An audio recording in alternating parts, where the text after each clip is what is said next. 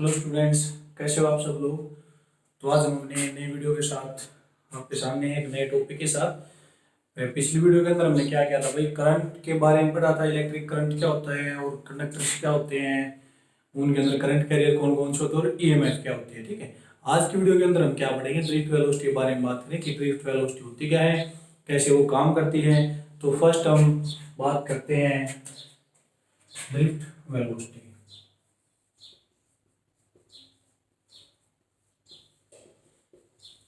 Drift velocity, तो देखो भाई ड्रिफ्ट वेलोसिटी होती क्या है। सबसे पहले मैं इसका क्या बनाता हूँ, डायग्राम बनाता हूँ आपके सामने। अगर मान लेते हैं कोई कंडक्टर है हमारे पास, हमने एक कंडक्टर मान लिया।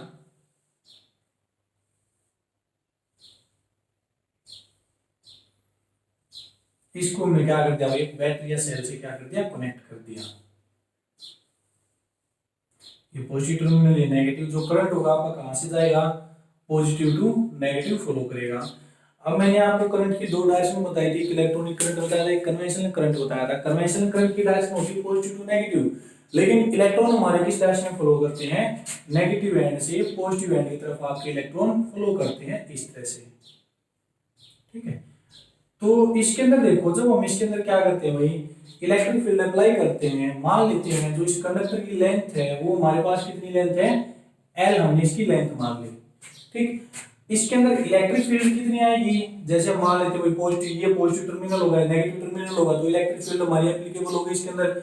तो इसके अंदर हम इलेक्ट्रिक फील्ड अप्लाई कर देते हैं, जिसकी वैल्यू हमने क्या मान ली, ई के इक्वल मान ली। ठीक है, अब इलेक्ट्रिक फील्ड जाएगी तो ये पॉजिटिव टर्मिनल नेगेटिव टर्मिनल दोनों के बीच में क्या होगा, पोटेंशियल डिफरेंस भी होगा कुछ। तो वो पोटेंशियल डिफरेंस हमने किसके इक्वल मान लिया, v के इक्वल हमने उसका पोटेंशियल डिफरेंस मान लिया। तो देखो जो ड्रिफ्ट वेलोसिटी होती है वो आपके पास क्या होती है भाई, एवरेज वेलोसिटी होती है। एक बार मैं इसकी आपको डेफिनेशन लिखवा देता हूं, बाद में आपको अंडरस्टैंड हो जाएगी। The average velocity,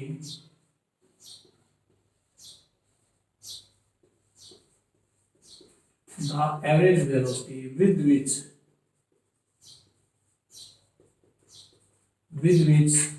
an electron moves towards the positive terminal of battery under the influence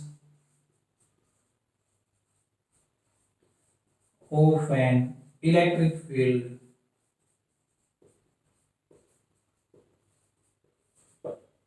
under the influence of an electric field. तो देखो आपकी जो इलेक्ट्रिक फील्ड होगी उसकी डायरेक्शन में क्या होगी भाई, यही डायरेक्शन होगी ना, पॉजिटिव टू नेगेटिव, इस तरह से आपकी। ठीक है, तो इलेक्ट्रॉन आपका क्या रहा है, अंडर द इन्फ्लुएंस, यानी इलेक्ट्रिक फील्ड के अपोजिट में चल रहा है। तो तब इसके अंदर क्या होगी भाई, ये जो एवरेज वेलोसिटी हो जाएगी इलेक्ट्रॉन की, नेगेटिव पॉइंट से नेगेटिव टर्मिनल से पॉजिटिव टर्मिनल तक जाने की, वही क्या हो जाएगी, इसकी ड्रिफ्ट वेलोसिटी हो जाएगी। ठीक है, अब देखो इस डायग्राम को, इलेक्ट्रॉन को मैं क्या कर देता हूँ, रब कर देता हूँ भाई। इलेक्ट्रॉन सबसे पहले हम क्या देखते हैं, अगर हम इसके अंदर कोई भी इलेक्ट्रिक फील्ड अप्लाई नहीं करते हैं स्टार्टिंग में, ठीक है, जब मान लिया कोई कंडक्टर है और उसके अंदर हमने कोई भी इलेक्ट्रिक फील्ड अप्लाई नहीं की, तो उसके अंदर जो फ्री आयंस होते हैं वो क्या होते हैं, रैंडम मोशन के अंदर होते हैं इस तरह से। कोई किस तरफ जा रहा है, कोई किसी तरफ जा रहा है, यानी उनकी कोई पर्टिकुलर डायरेक्शन नहीं होती आपकी। तो इस तरह से आपके क्या होते हैं, इलेक्ट्रॉन या फ्री आयंस आपके क्या करते रहते हैं, मूव करते रहते हैं। तो जब ये रैंडमली मोशन होते हैं तो इनकी जो एवरेज वेलोसिटी होती है वो आपकी क्या होगी, जीरो। जैसे मान लेते हैं ये मार्कर है, अब ये रेस्ट पे है, ठीक है, तो इसके अंदर जो मोशन तो है पार्टिकल्स की, लेकिन वो कैसी रैंडमली मोशन है, वो एक पर्टिकुलर डायरेक्शन के अंदर अपनी जो फोर्स है वो नहीं लगा रहे। तो ये जो मार्कर है एक जगह के ऊपर फिक्स है, या कोई भी आपकी जो सॉलिड चीज होती है उसके अंदर मॉलिक्यूल्स या आयंस मूव तो करते हैं, लेकिन वो रैंडमली मूव करते हैं। अपनी जो फोर्स होता है उसको एक पर्टिकुलर डायरेक्शन वो नहीं दे पाते, तो वो एक पर्टिकुलर डायरेक्शन में नहीं जा पाती, तो वो बॉडी किस में रहती है, रेस्ट में रहती है। ठीक है, तो यहाँ पर हम लिख सकते हैं भाई। और देखो जो हमारे पास सॉलिड होते हैं मोस्टली उनकी जो, या फिर कोई जो मेटल कंडक्टर होता है उसके अंदर जो नंबर डेंसिटी होती है इलेक्ट्रॉन की वो कितनी होती है, नंबर डेंसिटी ऑफ इलेक्ट्रॉन, ठीक है, इन मेटल कंडक्टर, इन मेटल कंडक्टर कितनी होती है भाई, 10⁻²৯। ठीक है, ये हमारे पास क्या होती है भाई, और किसमें आएगी डेंसिटी, पर मीटर क्यूब के अंदर आ जाएगी भाई। इतने क्या होते हैं, नंबर डेंसिटी होते हैं, यानी एक पॉइंट के ऊपर इतने नंबर ऑफ इलेक्ट्रॉन्स हमारे प्रेजेंट होते हैं। और जो इन इलेक्ट्रॉन की जो ड्रिफ्ट स्पीड होती है, जो एवरेज स्पीड होती है, वो हमारे पास क्या होती है, इसकी जो एवरेज स्पीड होती है वो इनकी रैंडमली वो कितनी होती है आपकी, 10⁵ मीटर पर सेकंड। ठीक है, ये क्या होती है, इनकी रैंडमली स्पीड होती है, जिसको हम एवरेज स्पीड हम बोल देते हैं। अब देखो, जब इसके अंदर हमने कोई इलेक्ट्रिक फील्ड अप्लाई नहीं की थी, कोई हमने इसके पास क्या, कोई भी इसके अंदर बैटरी हमने ये लगाई, मैं इसको हटा देता हूँ, स्टार्टिंग में ये हटा दिया भाई। ठीक है, इलेक्ट्रिक फील्ड भी नहीं दी हमने, लेंथ भी नहीं दी, तो पोटेंशियल भी नहीं दिया, सिर्फ हमने लेंथ इसकी अज्यूम कर ली। ये है, तो जब ये रैंडमली मोशन था, तो रैंडमली मोशन के अंदर इसके पार्टिकल थे, उनसे भी एवरेज वेलोसिटी किसके इक्वल है, 0 के इक्वल। यानी हम लिख सकते हैं द रैंडमली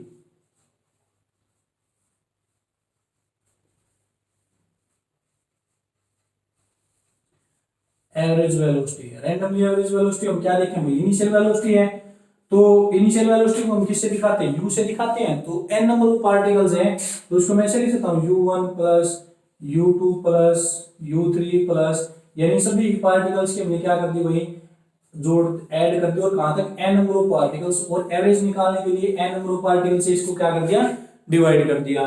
तो इसकी जो एवरेज वेलोसिटी होगी टोटल कितनी हो जाएगी भाई, 0 के इक्वल।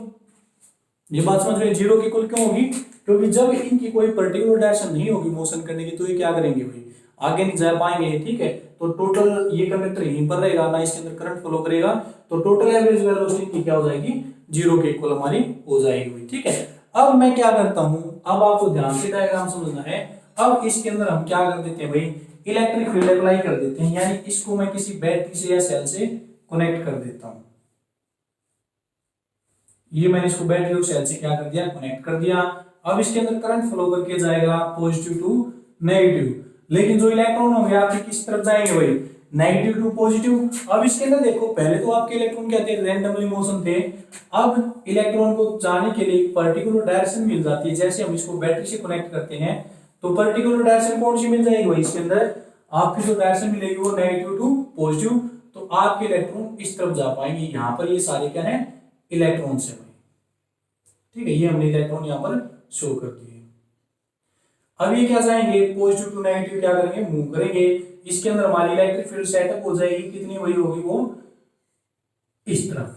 ठीक है, तो ये हमारी पॉजिटिव टू नेगेटिव हमने इलेक्ट्रिक फील्ड भी सेटअप कर दिया, आपके इलेक्ट्रॉन भी मूव कर रहे हैं। लेकिन एक बात देखो भाई, जब इसके अंदर टेम्परेचर बढ़ेगा, ठीक है, इस कंडक्टर का टेम्परेचर बढ़ेगा, मेटल कंडक्टर का, तो इलेक्ट्रॉन क्या होंगे, ड्रिफ्टली ज्यादा मूव होंगे भाई। अब जब यहाँ पर नंबर ऑफ इलेक्ट्रॉन ज्यादा फ्री होंगे, यानी जैसे जैसे टेम्परेचर बढ़ेगा, तो पॉजिटिव और नेगेटिव टाइम के अकॉर्डिंग करंट ज्यादा हुआ, तो इलेक्ट्रॉन क्या करेगा, ड्रिफ्ट करने लगेगा। तो वो क्या होगा भाई, यहाँ से कोलिजन करता हुआ चलेगा ऐसे। तो देखो यहाँ पर आ गया, इस पार्टिकल से टकराएगा, इसकी डायरेक्शन चेंज होगी, फिर ये इस तरफ चला गया, फिर डायरेक्शन चेंज होगी, ये इस तरफ आ गया, फिर कोई यहाँ पर कोलिजन हुआ, डायरेक्शन चेंज होने की वजह से ये ऊपर चला गया। ठीक है, तो फिर यहाँ पर कोलिजन हुआ, तो ये यहाँ पर आ गया। इसी तरह ये कोलिजन होता हुआ कहाँ पर पहुंच जाता है भाई, नेगेटिव पॉजिटिव टर्मिनल के पास आपका पहुंच जाता है। तो एवरेज वेलोसिटी क्या होती है, वही एवरेज वेलोसिटी होती है जो ड्रिफ्ट वेलोसिटी होती है आपकी, एवरेज वेलोसिटी होती है जिसके साथ ये इलेक्ट्रॉन पॉजिटिव टर्मिनल की तरफ मूव करता है under the influence of an electric field. तो इलेक्ट्रिक फील्ड के, और जो ये कोलिजन हुआ है किसकी वजह से हुआ भाई, इलेक्ट्रिक फील्ड इसको क्या कर रही है, अट्रैक्ट कर रही है। तो यहाँ पर बहुत सारे इलेक्ट्रॉन तो क्या करें, आपस में कोलाइड करता हुआ ये क्या जाएगा, नेगेटिव टर्मिनल पॉजिटिव टर्मिनल के पास आपका पहुंच जाएगा। तो जिस इस एवरेज वेलोसिटी के साथ ये नेगेटिव से पॉजिटिव के पास गया है, तो इसी को हम क्या बोल देते हैं, इसकी ड्रिफ्ट वेलोसिटी हम बोल देते हैं भाई। ठीक है, तो ये आपकी ड्रिफ्ट वेलोसिटी डेफिनेशन थी। नेक्स्ट देखो, इसका जो डेरिवेशन आता है, आपको ये ध्यान रखना है कि जो एवरेज वेलोसिटी वो क्या हमारी 0 के इक्वल है। ठीक है, और ये एवरेज वेलोसिटी हमने कब निकाली थी, जब ये किसके अंदर था, रेस्ट में था। अब इसको हम क्या करते हैं भाई, डेरिवेशन ड्रॉ कर देते हैं। पोटेंशियल कितनी आई थी इसके अंदर, v हमने पोटेंशियल मानी थी भाई। अब देखो, जब कोई इलेक्ट्रॉन नेगेटिव से पॉजिटिव की तरफ मूव करके जाएगा, तो उसके अंदर कितनी एक्सेलरेशन आएगी हुई। ठीक है, और इलेक्ट्रिक फील्ड की वजह से उसके ऊपर कितना फोर्स लगेगा, आपको ये बात देखनी है। तो सबसे पहले देखो, force on electron, force on electron. Force कितना लगेगा, तो यहां से देखो भाई किसकी वजह से फोर्स लग रहा है, इलेक्ट्रिक फील्ड की वजह से। तो आपको ध्यान रखना है, तो इलेक्ट्रिक फील्ड का फॉर्मूला क्या होता है भाई, एफ बाई में क्यू। अगर मैं यहां से एफ की वैल्यू निकालता हूं तो एफ की वैल्यू क्या होती है, क्यू इंटू में ई। इक्वेशन नंबर फर्स्ट आ गई हमारे पास। अब इस इलेक्ट्रॉन के ऊपर फोर्स तो लगा है क्यू इंटू में, लेकिन इसके अंदर एक्सेलरेशन कितनी प्रोड्यूस होगी जब ये नेगेटिव से पॉजिटिव की तरफ जाएगा, तो F इज इक्वल टू किसके इक्वल होता है भाई, m इंटू ए के इक्वल। तो यहां से अगर मैं F की वैल्यू a की वैल्यू निकालता हूं तो a की वैल्यू क्या हो जाएगी, F डिवाइडेड बाई m। तो a की क्या वैल्यू हो जाएगी, F की वैल्यू आ गई q इंटू में e डिवाइडेड बाई में m। Equation number second. तो यहां पर हमारे पास एक्सेलरेशन भी निकल के आ गई वही इलेक्ट्रॉन की, कि इतनी एक्सेलरेशन इलेक्ट्रॉन के अंदर आएगी। अब इसके अंदर कितनी इलेक्ट्रिक फील्ड प्रोड्यूस होगी भाई, हमने इसका पोटेंशियल भी माना है और लेंथ क्या है इसकी L है, तो पोटेंशियल तो जो इलेक्ट्रिक फील्ड आएगी वो कितनी आ जाएगी इसके अंदर, बट इलेक्ट्रिक फील्ड की वैल्यू क्या होती है भाई, V बाई L होती है। आपने फर्स्ट यूनिट में पढ़ा होगा कि V की वैल्यू क्या होती थी, E इंटू में ds या L।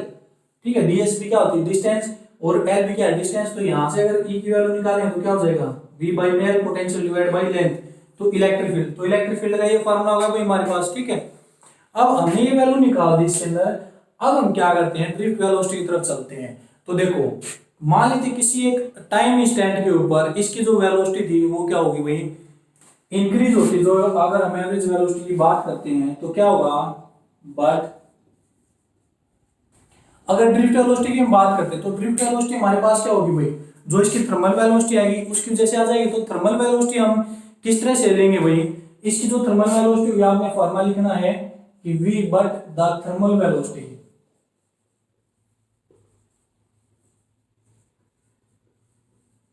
थर्मल वेलोसिटी, तो देखो थर्मल वेलोसिटी के अंदर आपका क्या आएगा, जो आपकी इक्वेशन ऑफ मोशन आती थी पॉल्यूशन क्लास के अंदर, v is equal to u plus में at। आपने ये इक्वेशन इसके अंदर क्या करनी भाई, यूज करनी है।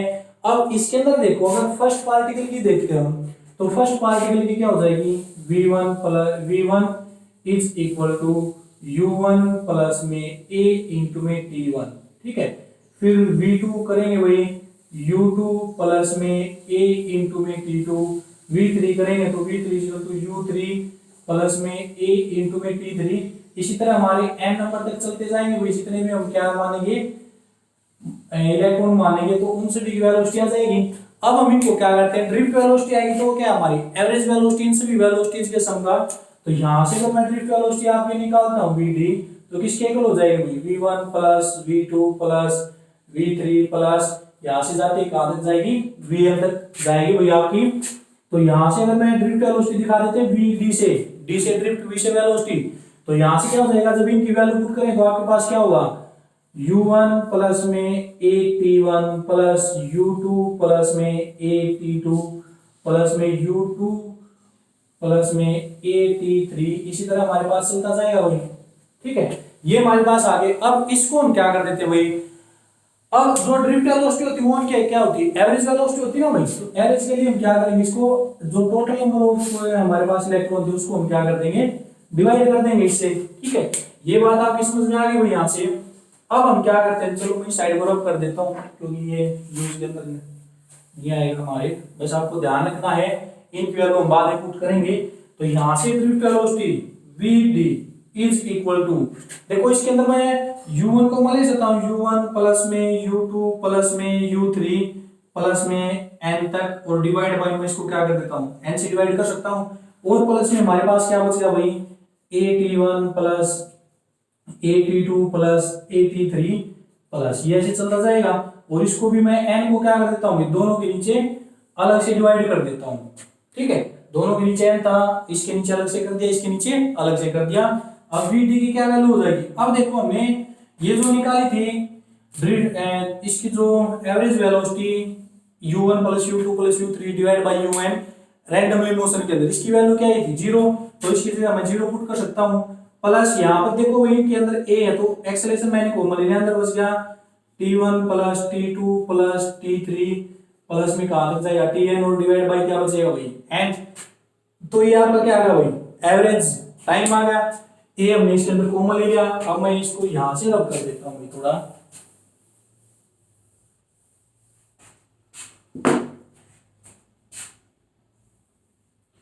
अब देखो जो Vd की वैल्यू आई हमारे पास, Vd की क्या वैल्यू आ गई भाई, a इंटू में T1 plus T2 plus T3 का आगे ऐड होता जा रहा है और डिवाइड बाय क्या है n। तो देखो सभी टाइम को जोड़ दिया और n बार हम टाइम को जोड़ेंगे और उसको क्या कर दिया भाई n से हमने डिवाइड कर दिया, तो हमारा क्या निकल के आ जाएगा, एवरेज टाइम पीरियड निकल के आ जाएगा। इस एवरेज टाइम पीरियड को मैं किसके इक्वल मान लेता हूँ, Vd इंटू में a इंटू में टाउ, ठीक है। और ये टाउ आपके पास क्या भाई, रिलैक्सेशन टाइम,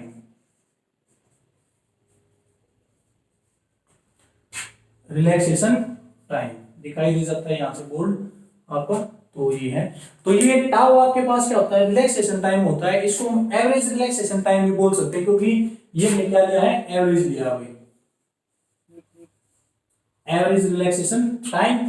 तो यहां से देखो Vd की आपके पास क्या वैल्यू आ जाती है भाई, Vd की वैल्यू आ जाती है आपके पास a इंटू में टाउ।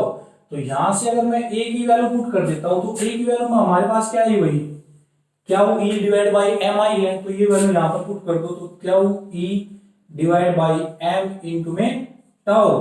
तो ये आपके पास क्या जाती है भाई, ड्रिफ्ट वेलोसिटी की वैल्यू निकल के आ जाती है हमारे पास की, जो ड्रिफ्ट वेलोसिटी होगी वो कितनी हो जाएगी, ठीक है। यहां से ड्रिफ्ट वेलोसिटी पुट कर दी, क्या हो e divide by m into में टाउ, ये आपकी क्या जाती है, ड्रिफ्ट वेलोसिटी निकल के आ जाती है, ठीक है। तो ये आपकी ड्रिफ्ट वेलोसिटी होगी। अब देखो इसके अंदर एक टर्म आपकी और आई है, कौन सी, रिलैक्सेशन टाइम। तो रिलैक्सेशन टाइम आपका होता क्या है, उसकी डेफिनेशन देखो, तो यहीं तक हमें दिखाना होता है। और जो ड्रिफ्ट वेलोसिटी वो आपकी इंपॉर्टेंट है, वही पेपर में कई बार ड्राइव करने के लिए आ जाती है कि ड्रिफ्ट वेलोसिटी इसकी डेफिनेशन या फिर रिलैक्सेशन टाइम, जो मैं भी आपको बताऊंगा उसकी डेफिनेशन, रिलैक्सेशन टाइम जिसको हमने लिखा है टाउ से, या फिर इसको एवरेज रिलैक्सेशन टाइम भी बोल सकते हैं भाई। तो देखो रिलैक्सेशन टाइम हमारा क्या होता है, जैसे ये इलेक्ट्रॉन यहां से चला था तो इसका फर्स्ट कोलिजन यहां पर हुआ और इसका सेकंड कोलिजन कहां पर हुआ भाई, यहां पर हुआ। फर्स्ट और सेकंड कोलिजन यानी टू सक्सेसिव कोलिजन के बीच का जो टाइम पीरियड होता है उसको हम क्या बोल देते हैं, रिलैक्सेशन टाइम। यानी दो लगातार वाले कोलिजन, एक बार यहां पर हुआ कोलिजन फिर उससे अगली बार यहां पर होगा, तो इन दोनों कोलिजन के बीच का जो टाइम पीरियड आता है उसको हम क्या बोल देते हैं, रिलैक्सेशन टाइम हम बोल देते हैं। तो रिलैक्सेशन टाइम आप क्या बोलोगे, the time period, the time period between the two successive collision, between the two successive collision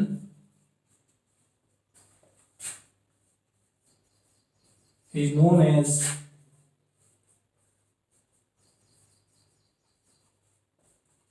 relaxation time.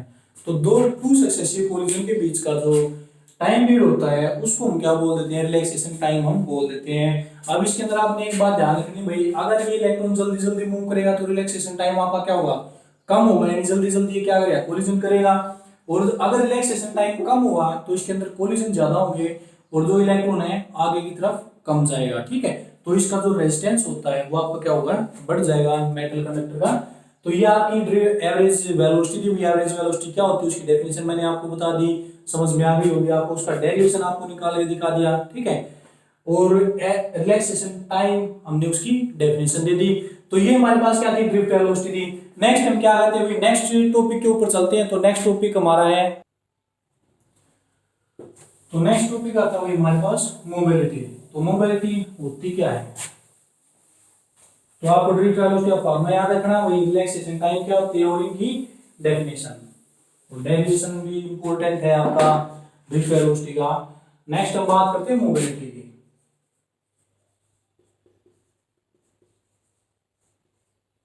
Mobility, ठीक है।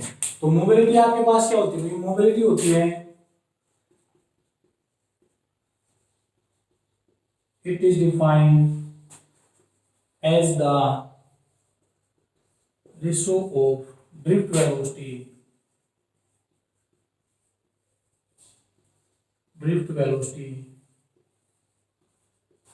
per unit electric field। यानी मोबिलिटी को हम किससे दिखा देते हैं, इसका जो सिंबल होता है वो म्यू होता है, म्यू से हम मोबिलिटी को दिखा देते हैं। तो हमारे पास जो मोबिलिटी होती है उसका फॉर्मूला क्या था भाई, mu is equal to drift velocity यानी कि v d divide by electric field. ये हमारे पास क्या होता है, मोबिलिटी का फॉर्मूला होता है। अब देखो मोबिलिटी हमारे पास क्या होती है, जो आयंस की मूव करने की जो कैपेबिलिटी होती है ना किसी भी कंडक्टर के अंदर, वो क्या होती है, उसकी मोबिलिटी होती है। ठीक है, यानी कि it is the ability of the motion of the ions. ठीक है, या चार्ज पार्टिकल, जो चार्ज पार्टिकल की मूव करने की एबिलिटी होगी उसको भी हम क्या बोलते थे, मोबिलिटी हम बोल देते हैं। अब आपने ये बात ध्यान रखनी, यहाँ पर इसकी वैल्यू, इसका फॉर्मूला बता दिया v बाई डी यानी drift velocity per unit electric field. तो ड्रिफ्ट वेलोसिटी का आपने फॉर्मूला क्या पढ़ा था भाई, क्यू ई डिवाइड बाई में एम इंटू में टाउ और डिवाइड बाई आपकी क्या थी, per unit electric field I थी भाई हमारे पास ये। ठीक है, तो ये होगा। अब देखो इलेक्ट्रिक फील्ड से इलेक्ट्रिक फील्ड आपकी कैंसिल होगी, तो आपके पास क्या बचेगा, क्यू इंटू में टी डिवाइड बाई में एम। तो मोबिलिटी आपकी क्या हो जाती है, म्यू इज इक्वल टू में चार्ज हो गया क्यू टी डिवाइड बाई में एम। तो ये आपकी क्या आती है, मोबिलिटी आती है। ठीक है, चार्ज इंटू में रिलैक्सेशन टाइम डिवाइड बाई में मास। अब देखो, अब मैंने मोबिलिटी आपकी क्या बताई है कि जो चार्ज कैरियर की मूव करने की जो एबिलिटी होती है उसको हम क्या बोल देते हैं, मोबिलिटी बोल देते हैं। तो चार्ज कैरियर हमारे दिखाए हुए नेगेटिव चार्ज कैरियर भी होते हैं, पॉजिटिव भी होते हैं। तो दोनों के लिए जो मोबिलिटी होती है वो क्या होती है, अलग अलग होती है। अगर हम इलेक्ट्रॉन की बात करते हैं या फिर फॉर नेगेटिव चार्ज, ठीक है, नेगेटिव चार्ज इलेक्ट्रॉन के लिए दिखाएंगे, इसमें बोल देते हैं इलेक्ट्रॉन। तो देखो इसको लिखेंगे म्यू ई यानी mobility of electron is equal to, अब देखो चार्ज क्यू, क्यू इलेक्ट्रॉन के ऊपर कितना चार्ज होता है, माइनस ई इंटू में टाउ डिवाइड बाई में एम। तो ये आपकी मोबिलिटी हो जाती है भाई इलेक्ट्रॉन की। ठीक है, यानी नेगेटिव चार्ज के लिए। अगर हम बात करते हैं फॉर पॉजिटिव चार्ज, ठीक है, तो पॉजिटिव चार्ज के लिए जो मोबिलिटी होगी तो उसको हम क्या बोलते हैं भाई, होल बोल देते हैं पॉजिटिव चार्ज को। इलेक्ट्रॉन और जो होल होते हैं, ठीक है, यानी पॉजिटिव चार्ज को होल का नाम देते हैं। आगे आपको अच्छे से डिटेल में पता लग जाएगा कि होल कैसे आते हैं। तो होल के लिए देखते हैं, तो होल क्या होता है, पॉजिटिव चार्ज होता है। पॉजिटिव चार्ज के ऊपर कितना चार्ज होता है, इलेक्ट्रॉन के इक्वल, लेकिन वो कैसा होता है, पॉजिटिव। तो यहाँ पर हम लिख देते हैं ई टाउ डिवाइड बाई में एम। तो अगर होल के लिए लिखेंगे तो आपके पास क्या हो जाएगी, होल का चार्ज लेंगे, और इलेक्ट्रॉन के लिए लिखेंगे तो क्या लिखेंगे भाई, इलेक्ट्रॉन का चार्ज लिखेंगे। तो नेगेटिव, जो नेगेटिव साइन होता है उसके साथ लिखेंगे इलेक्ट्रॉन के लिए। तो ये हमारे पास क्या होती है भाई, मोबिलिटी होती है। अगर आप टोटल मोबिलिटी निकालते हो तो टोटल मोबिलिटी आपकी क्या होती है भाई, दोनों को जोड़कर आ जाती है, होल की और जो आपकी पॉजिटिव चार्ज होती है उन दोनों को जोड़कर आपकी टोटल मोबिलिटी आ जाती है किसी भी इलेक्ट्रॉन की। तो ये हमारे पास क्या होती है, यहाँ से मोबिलिटी आ जाएगी। और मोबिलिटी का मेन फॉर्मूला आपके पास क्या होता है भाई, वी डी इंटू में वी डी डिवाइड बाई में ई। ठीक है, तो ये हमारे पास, और यहाँ से ड्रिफ्ट वेलोसिटी अगर आपको निकालनी पड़ जाए तो फॉर्मूले आपको ध्यान देने चाहिए भाई कि इलेक्ट्रिक फील्ड यहाँ से निकलेगी तो क्या है, अगर ड्रिफ्ट वेलोसिटी यहाँ से निकलेगी तो ड्रिफ्ट वेलोसिटी का फॉर्मूला क्या हो जाएगा, म्यू इंटू में ई, यानी कि मोबिलिटी इंटू में इलेक्ट्रिक फील्ड। तो आपकी क्या निकल के आ जाएगी, ड्रिफ्ट वेलोसिटी आपकी निकल के आ जाएगी भाई। ठीक है, तो ये आपके पास क्या थी, मोबिलिटी थी। तो नेक्स्ट हम क्या करेंगे भाई, रिलेशन ड्राइव करेंगे किस किस के बीच में, करंट के बीच में और ड्रिफ्ट वेलोसिटी के बीच में भाई।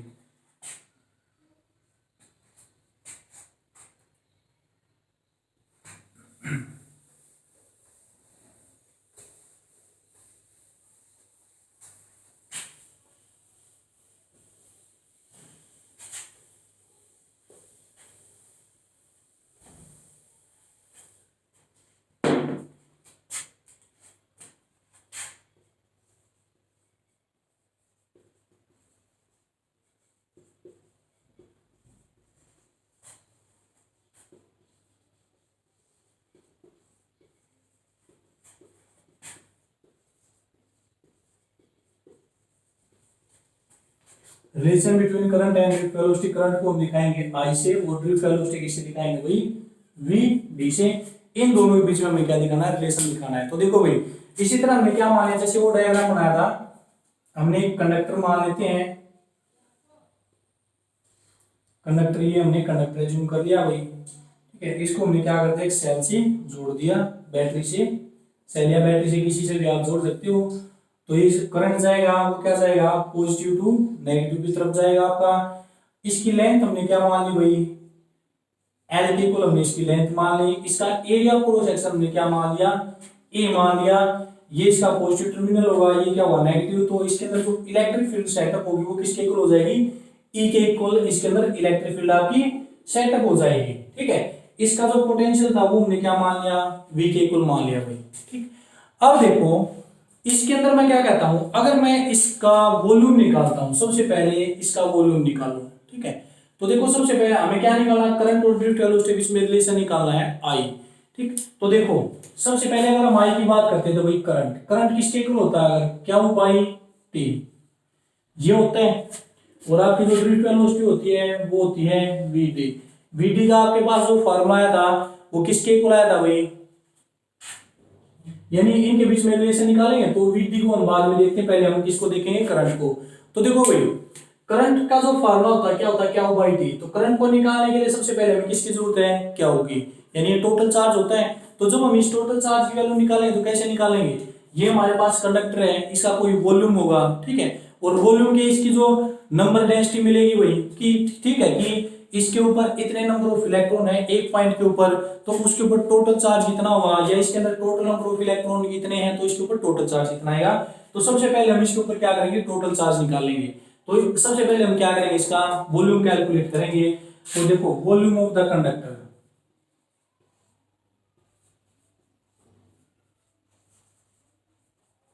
Volume of conductor. अब देखो वॉल्यूम किसके इक्वल होता है, अगर हम नॉर्मली देखते हो तो लेंथ इनटू ब्रेड्थ इनटू में हाइट ये होता है। अब देखो लेंथ इनटू ब्रेड्थ आपका क्या हो जाता है, एरिया इनटू में, अब देखो हाइट ए क्या इसका एरिया है। ठीक है, अब इसकी हाइट किसके इक्वल होगी, जो इसकी लेंथ है वही तो इसकी हाइट होगी। ठीक है, तो हाइट की जगह मैं क्या लिखता हूं एल, तो v की वैल्यू मेरे पास क्या आ गई भाई, a इंटू में l। ठीक है, तो a इंटू में l क्या होगा, इसका वॉल्यूम होगा। अगर मैं कह देता हूं if n is the number density of electron per unit volume, कि इसके वॉल्यूम के अंदर एक पॉइंट के ऊपर जो इलेक्ट्रॉन है वो कितने हैं, n नंबर ऑफ इलेक्ट्रॉन है, तो टोटल वॉल्यूम के अंदर कितने नंबर ऑफ इलेक्ट्रॉन्स हो जाएंगे भाई। तो मैं यहां पर लिख देता हूं, यहां पर टोटल नंबर ऑफ इलेक्ट्रॉन्स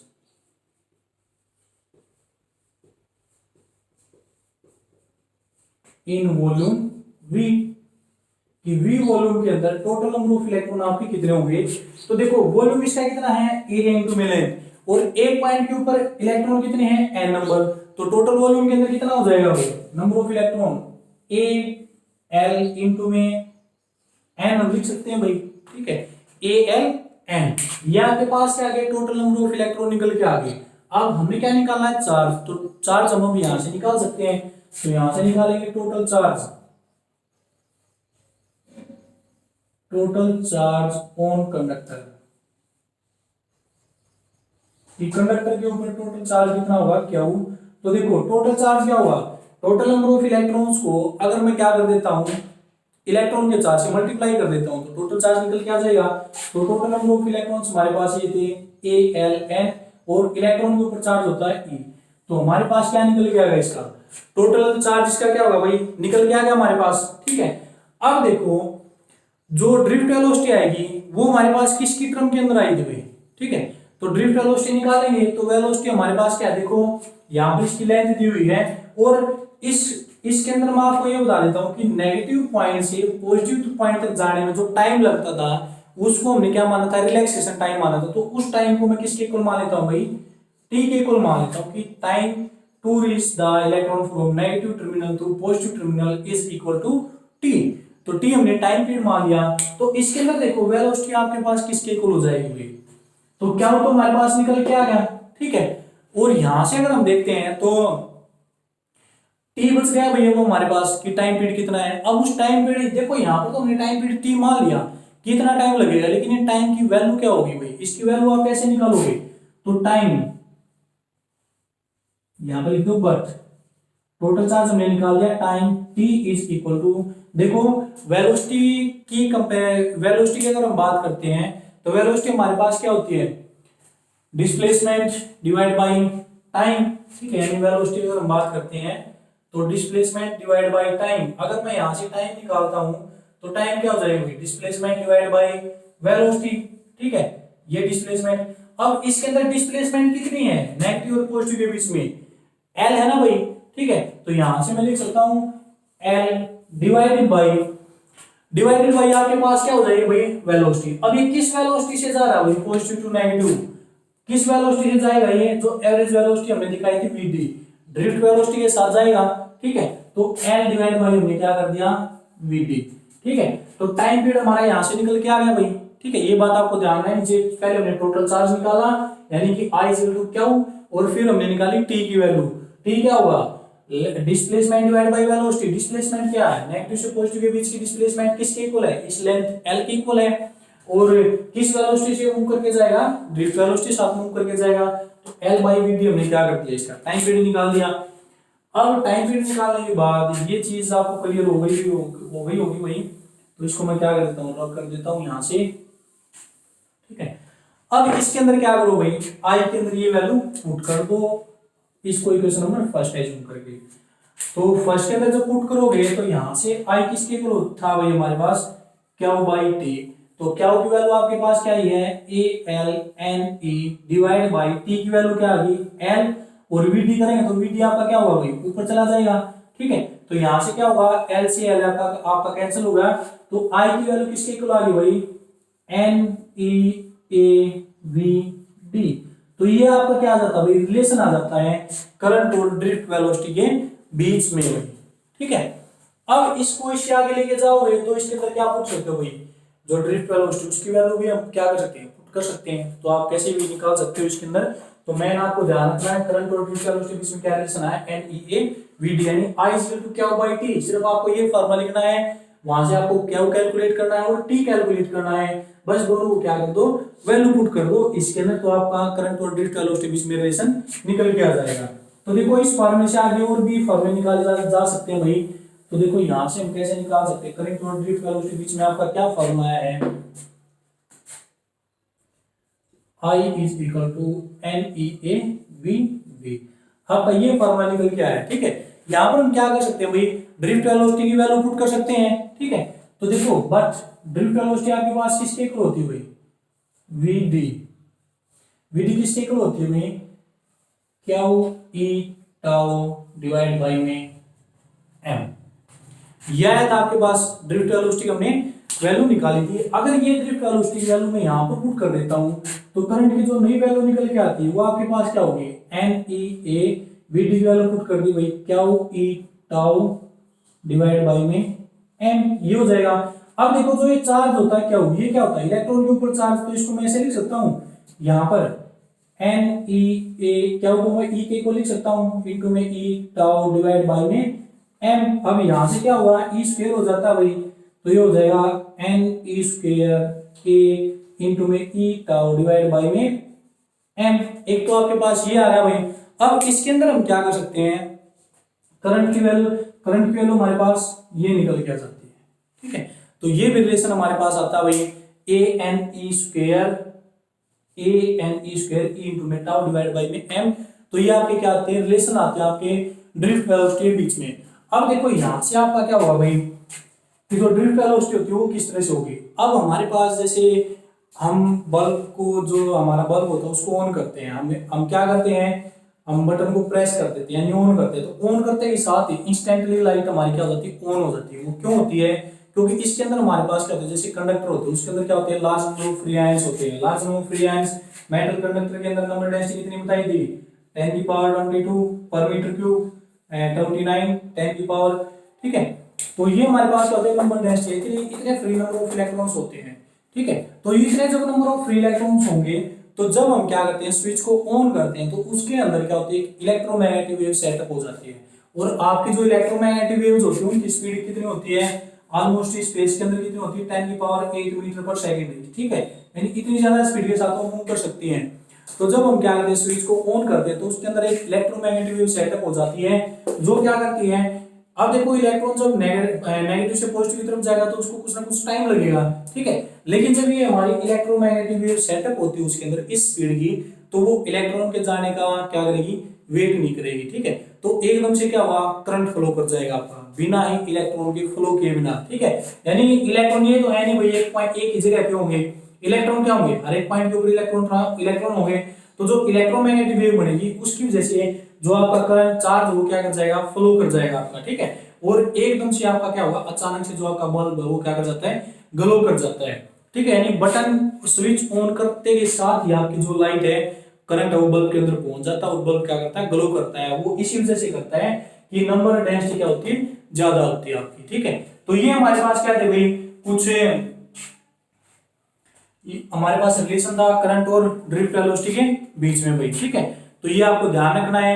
आज के लिए हम इतना ही करेंगे, आपकी ड्रिफ्ट वेलोसिटी, मोबिलिटी और करंट और ड्रिफ्ट वेलोसिटी के बीच में रिलेशन।